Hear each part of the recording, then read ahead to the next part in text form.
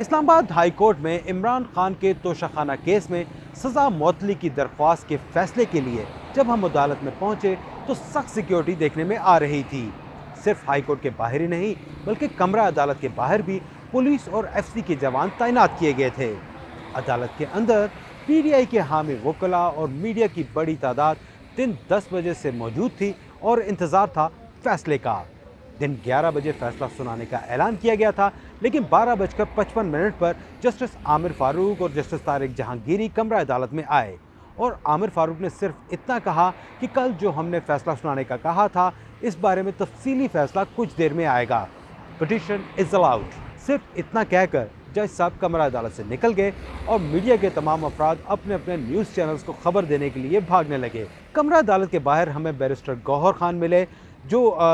وہاں پر آج اس کیس کے حوالے سے اس کیس میں پیش ہوتے رہے۔ جب ہم نے ان سے سوال کیا کہ عمران خان کیا رہا ہو جائیں گے تو ان کا کہنا تھا کہ سپریم کورٹ کے فیصلے موجود ہیں کہ ایک کیس میں گرفتار شخص کی کسی دوسرے کیس میں گرفتاری نہیں ڈالی جا سکتی، لیکن وہ خود بھی اس بات سے زیادہ مطمئن نظر نہیں آ رہے تھے اور انہوں نے کہا کہ ہمیں امید ہے کہ عمران خان آج رہا ہو جائیں گے۔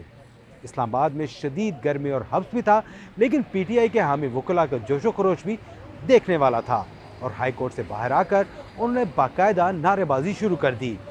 کچھ دیر بعد سب وکلاء یہاں سے نکل گئے، لیکن پی ٹی آئی کے کچھ وکلاء یہی عدالت کے اندر موجود رہے جو فیصلے کی کاپی لے کر اٹک جیل جانا چاہتے تھے۔